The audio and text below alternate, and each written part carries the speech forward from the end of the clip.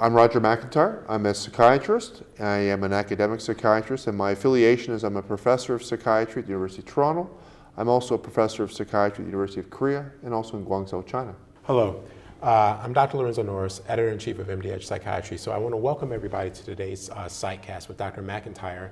And today we're going to be talking about a number of issues in regards to obesity, inflammation, and really how we can kind of start to understand that in terms of treatment implications. What can we learn about inflammation in mental health conditions? So we're privileged to have Dr. McIntyre here from the University of Toronto. So we're going to talk about obesity. We're not going to talk about the Toronto Raptors who won the NBA championship last night. So we won't do that. Maybe that'll be a separate post-call podcast at some time.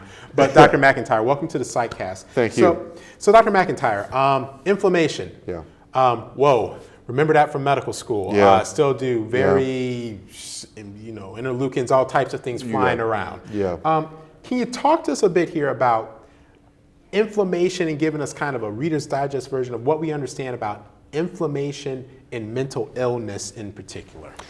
It's such a vast topic, and you're making reference to the complexity of it, and certainly there's no shortage of complexity in the area. So I'm always going to be guilty of perhaps being overly simplifying this. Oh, we love that, yes. Yeah, but that's how I got to keep it for myself. And what I would say is that we are at a stage now where, given the science, this is the basic science, work that's done in preclinical models, which usually means animal studies, and also studies done in human subjects, where we can conclude unequivocally that there is a subgroup, not everybody, but there's a subgroup of people who have mental illness. Now, mental illness is a broad pluralistic group. This could be people with schizophrenia, with bipolar illness, depression, maybe autism, the list keeps going, where they have ended up with a mental disorder in large part because of some alteration in the immune inflammatory system. And that in itself is quite a statement. Absolutely. Because as you know, we've historically in the field of psychiatry, we've been in this so-called monoamine paradigm. Yes. I always say we have a high school crush on serotonin, and we have for decades in this field. And remarkably, that paradigm has not only been sustaining itself, but it's also furnished for us many different monoamine-based treatments, which have helped many patients. But we also have to accept the reality is that the majority of people are not sufficiently remedied with a monoamine-based therapy. Therein's the rationale to look elsewhere. So inflammation plays a key role in a significant percentage of people, and this could be in so-called childhood onset conditions, like, for example, obsessive compulsive disorder or ADHD, autism. It could be in the adult, so-called adult onset, or later in life, like Alzheimer's disease. So it's an incredible observation. Okay, so again, this idea that we're moving beyond monoamines like dopamine, serotonin, norepinephrine in our high school crush, failed relationship with them, take whatever imagery you want. But we're trying to really start to think a bit more about inflammation. Now, when we think about inflammation, one of the things that that comes to mind for me when I think about inflammation, I do think about obesity, I do think about chronic health conditions, I think about diabetes. Can you tell us a little bit about, because I know you do a lot of work in regards to obesity. All right, can you tell us a bit about the role of what we can learn from obesity and other conditions in regards to how it relates to mental illness? You know, it's such an important topic. When you cut across different disorders, we see an overrepresentation of obesity, notably abdominal obesity. When I started as a practitioner, I had this, frankly, pre-contemplative notion that this was just the way it is, and it didn't deserve much thought. The more I thought about it, the more I started asking myself, why? Why is it beyond the social determinants, like economics and education, beyond those explanations, why was this the case? Well, again, to keep this kind of succinct, there are a couple of reasons. In some cases, the medications are responsible. But that doesn't give you the whole story. The whole story is filled in once you begin to look at the biology and the behavior. So in other words, if you have schizophrenia or bipolar disorder, you have a multi-organ disease state. And what happens is that there are changes across many different physiologic systems that leave you at risk for excess weight, that leave you at risk for the associated morbidities like diabetes and so on. And then, to make matters even more complicated and more concerning, it's a process which I call metastasis to the brain. So diabetes and obesity begin to metastasize to your brain. And I say that with the purposeful sort of connotation of cancer, because what's happening is that obesity is an endocrine organ. And it is producing and releasing a whole list, a surfeit of many different neurochemical systems that for the most part are hazardous to brain function. Said differently, if we were to look at people who have schizophrenia or depression or bipolar, just as an example, and we were to look at people with those conditions who are obese versus the same condition without obesity, the person with the obesity is more likely to be cognitively impaired. They're more likely to have anhedonia. They're more likely to have profound deficits in motivation and reward. And every practitioner knows when they're treating people, at the end of the day, what patients want, they want to get back to their usual life. They want to have vitality. They want to have joie de vivre. They want to feel themselves again. And what has been limiting this in many cases are changes in their physiology, pathophysiology, that are adversely affecting cognition. They can't focus, they can't think. This is a brain economy, they can't participate in it. And they also have deficits in motivation and reward. They don't feel themselves. And so they are, in many cases, experiencing this phenomenon because of the obesity, because of the diabetes. So it's not just below the neck, oh, this is just another comorbidity. It's more complicated and it's opportunistic, because as clinicians, we should at the very first contact try to intervene in terms of risk reduction. Absolutely. And if patients in fact have the problem to begin with, of course, no one would be unaware we should be managing this, but this is another clarion call to manage this problem because it has brain therapeutic implications. Give me a little bit of rope here with this, because you did a great job of just making that very clear. One thing I want to make sure that people heard, because people aren't saying this, but they should. Schizophrenia, depression, multi-organ system. It truly is. And I think that in and of itself, once we start thinking like that, then we start thinking paradigm shifting. I agree. When you start thinking things like that, we start thinking about things like allostatic load. But folks with schizophrenia, depression, not for patients, people, if I'm hearing you correctly, this multi-organ state in and of itself is going to can predispose through inflammatory conditions to obesity. But what I also heard was the bidirectional relationship. Correct. In terms of obesity in and of itself, through your term, the metastasis affecting, if you will, central nervous system, brain. All right. And again, maybe you can throw out a couple of, when we're talking about this, for those that aren't necessarily familiar with the language of the hormones and things of that nature around obesity, when you talk, I think things like ghrelin, I think neuropeptide Y, I think inflammatory factors. Are there any things, I mean, we don't want to turn this into a preclinical class, but are there any things in terms of these factors that you think that just clinicians need to just maybe keep in their minds, some ones that we're really interested in looking at? Yeah. Right now, the species, we call them species. The species that's been sort of most well talked about and people seem to have an association with is CRP. C-reactive peptide. And it's kind of a non-specific, it's kind of a temperature gauge. When it's up, it means you're probably inflamed, but it doesn't tell you what the cause is, it doesn't say where the location of the fire is, it just tells you that something's burning. And so that itself has been receiving a lot of attention. But I think, in fact, what we need to remember is that this is a complex tapestry with many threads. And rather than seeing the immune system as being all bad, it isn't all bad. It's actually got many helpful species and many dangerous species. And it's kind of a balance. And what's happening is in schizophrenia, bipolar, depression, autism, this keeps going, is it's kind of a pro-inflammatory balance. So rather than hone in on a species, or species, you want to in fact think about this balance. And the other point is that we talk about obesity, and it's clearly a cause of the inflammation, and it's a consequence of inflammation. But I want to make the case very strong that the alterations that we're seeing in our patients in both inflammation and metabolism are not simply a consequence of obesity. For example, we've recently shown that in patients who have bipolar illness, who report sexual or physical trauma, they're not only more likely to exhibit a pro-inflammatory neurochemical state, but also more likely to benefit from anti-inflammatory interventions. So, and that hangs together conceptually, right? It hangs together, right? So, and clinicians who see a lot of patients know when a patient says to them, I have a history of physical or sexual trauma, their experience would cohere with the literature that they don't respond as well to the conventional therapies, for reasons that we're still scratching our head over.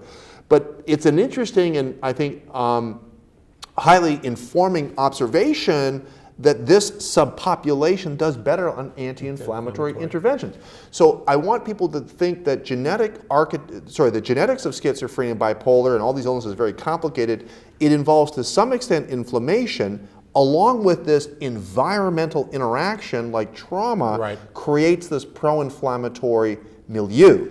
And that sets in motion a very dangerous cascade. Okay, pro-inflammatory milieu.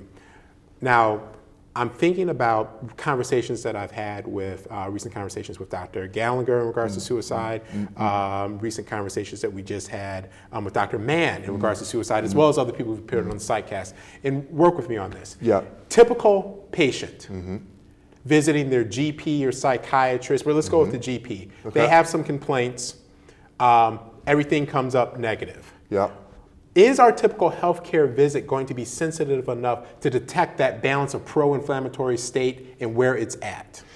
What a great question. And if I can maybe to make this very concrete, should the care provider at that point of care be asking for a certain blood test, for example? And I would first of all start off by saying every clinician should be checking a patient's metabolic state, like diabetes and lipids, et cetera. But with respect to inflammation, I would say that today we don't have enough evidence to make that call to action. But what we do have is something which is very cost effective. It's called taking a history. And taking a history. I know people are time poor, but taking a good history can give you some hints that your patient might be, nothing's guaranteed, might be in a pro-inflammatory state. For example, we talked about history of trauma. A person who's not sleeping very well. Sleep disruption, that is circadian disturbances, are potently pro-inflammatory. A person who's smoking cigarettes, that's probably obvious. People who have other types of social determinants, poverty, exposure to racism, people who in fact have housing dislocation, they're probably telling you, I've got inflammation. And so these are hints. Now, is it ready now for prime time that we should be giving these patients the anti-inflammatory agents?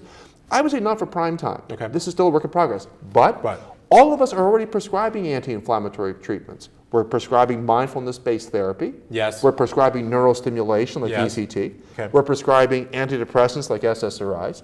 They are all converging on the inflammatory system. People say to me, really? I never heard this before. I said, well, that's because it's the streetlight effect. The streetlight's been shining on our high school crush. But over in the side, over in the ditch, no one's talking or shedding light on inflammation.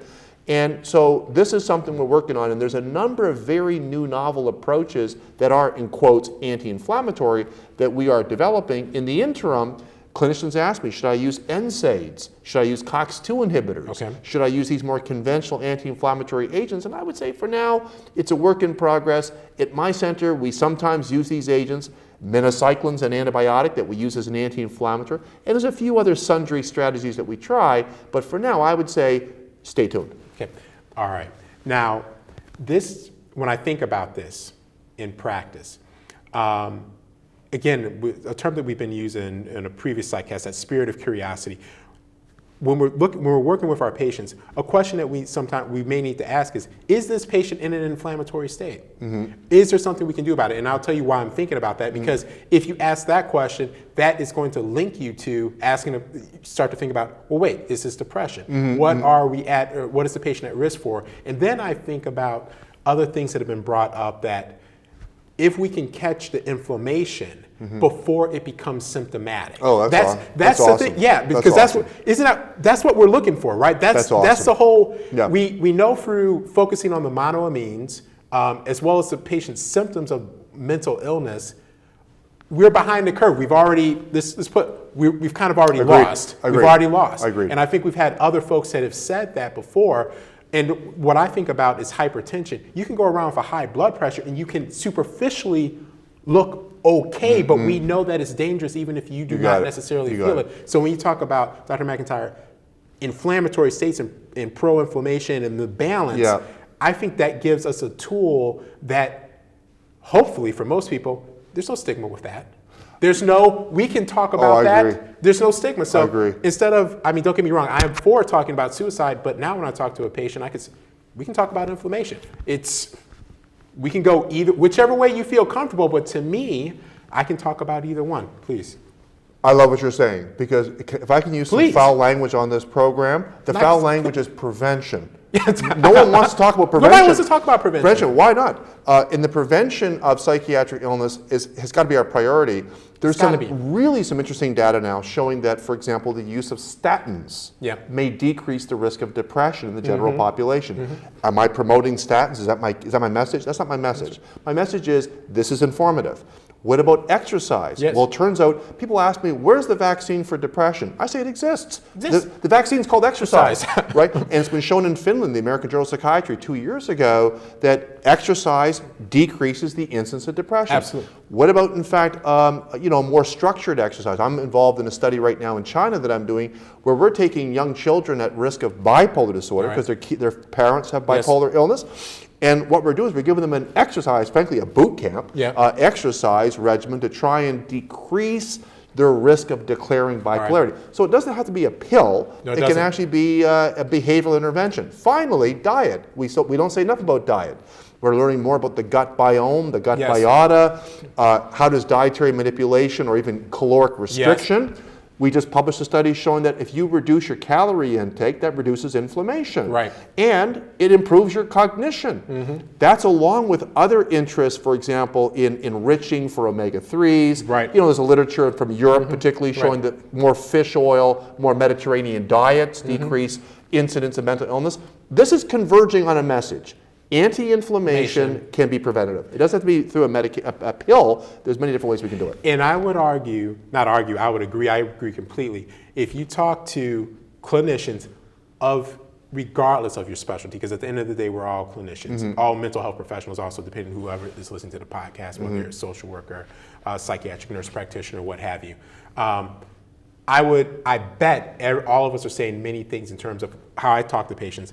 What are your first line medications? I'm like, here, I'm gonna tell you what your first line medications are. First off, you can't mess with sleep. I have not seen anybody get better if your sleep is disrupted. And if you organize your sleep, the rest of your life is organized. Exercise. No, I agree. I agree completely. And I forgot the gentleman's name. I was privileged to attend a conference, a dialogue on men's health during the Obama era, White House. And we were privileged to have a survivor who jumped from the Golden Gate Bridge and survived speak to us. But this is the point, because you learn so much from patients. He looked all of us in the eye and said, listen, 30 minutes of exercise, morning, evening, equals 6 to 12 hours of positive mood. To your point, Dr. McIntyre, we've got the pill. We've got it. So we do. I always say you learn. And then other things you said, diet. Other things that I add are humor, music, I agree with reflection, and then a big one that comes up a lot, in my humble opinion, true connectivity to people in your environment that is not artificial. Those to me are your frontline meds, and it gets at what's the link is what you just said. It's inflammation. It's inflammation. Please. I love that final point. Social baseline theory is a theoretical concept that posits that human beings allocate energy proportionate to the social connectivity. Said differently, the more meaningful connections we have with friends, family, and work colleagues, the less burden it is for us to survive our lives. And interestingly enough, there's some really interesting data now showing people who have less meaningful social relationships, in fact, are more likely to be in pro-inflammatory balance, and they're more likely to consume high carbohydrate food. They drink more glucose, eat more sugar, and more prone to obesity. And so we're in what Vivek Murthy, the former Surgeon General, called the loneliness epidemic. This is not some kind of nebulous concept. This is real. And you could implicate a whole host of social changes. And there's no doubt that forming these meaningful relationships is, in fact, anti-inflammatory, and it is favorable to your metabolic state. And this, we talked about this on another Psychcast, and we've been dancing around it, but you brought it up in terms of connectivity, meaning, and I'm going to put this out there, and please, if there's someone in the audience that wants to tweet at us, call us, email us or something so that we can attack this. Because I'm very interested on this in a personal level, because I'm a father. I have two lovely daughters. But one of the things that I have noted, and I'm gonna take it out just for purposes, the smartphone. Right. All right, and this also applies to my medical students because I'm a dean. When we talk about meaningful connections, I'm very interested in what happens when you have literally exponential number of connections in your life, but now that aren't meaningful, and you are getting constant, if you will, judgments and value statements on who you are, particularly at a young age. And what is the effect of that? And do we actually really understand that? Because I've had multiple students come to me and talk about, I am concerned about, I don't want to be like how many likes I get, or how much this, that, or the other, or when I post this picture of myself, what do people think about it? But are we really building meaningful connections anymore, or are we just connecting? Please. Yeah, there's no doubt about it that we are in a loneliness epidemic. It cuts both ways. The elderly population for sure, but we're seeing it in the younger population. And loneliness is not, in fact, necessarily the absence of people in your social network. We both know that. And it's that meaningful attachment. And for me, I've actually, not for diplomatic reasons, I've actually been hesitant to point the finger at social media. What I would say is that it's playing a kind of an instigator role in this, rather than, in fact, I mean, it could be causative, but it certainly is an instigator. It's at the scene of the crime, but whether or not it's actually the one that's right in the center of that lineup at the police station, I don't know. But what we can say is as follows, is that we are witnessing a massive increase in the number of people reporting loneliness. There's scales for this, like the UCLA loneliness scale. And the rates are going up. People are saying that this is a phenomenon, and it's associated with serious health outcomes for people. You mentioned the suicide. We've got suicides of despair. But we also have people who, in fact, are resorting to drugs of misuse, like opioids and so on. Now, that's a complex story. There's not a single explanation for that. But we are living in a society of anxious despair. Benzodiazepines are going up, opiates are going up, suicides going up, and we need to, in fact, begin thinking, what is a common thread? One of these common threads, I think, is loneliness. I love what you brought up in regards to, because we don't want to throw social media or any of the newer technology or things of that nature under the bus. One way in which one way in which I think about it, and I agree with you. But it's not getting a hall pass either. No, it's not getting a hall pass either, because we don't quite understand it. We don't actually know everything about it. But it's interesting that we started with inflammation, and we were able to go to various things, whether it's obesity, diabetes, loneliness. So help us out here. Is when we're talking about inflammation, I mean, I'm kind of, look, I'm a CL trained psychiatrist, so I'm definitely kind of in the choir on this. But are we just talking academic chat here? Do we have, is this something that we can actually have, again, can we start to think about inflammation and really start to build some solid concepts that are going to help our patients? That's a reality check, and at the end of the day, the question is, so what? What does this mean? Here's what I think the concrete, tangible deliverable is of this academic development. The number one cause of premature death in schizophrenia and mood disorders is heart disease. Heart disease. That's inflammatory. We have to agree that keeping people alive is a reasonable objective. Thank you. And so that alone is the clarion call. Let's think this through. And people with depression lose 10 years of life, schizophrenia 20 years of life. This is a significant issue. Secondly, if we look at the morbidity of mental illness, the morbidity meaning the loss of role function, quality of life, people go off trajectory in terms of their interpersonal development. That is a huge cost, yes, economically to society, but to the individual, this is profound. And you know that when you compare mental illness to all of the medical disorders, it's the most common problem, right? So now, what's driving this?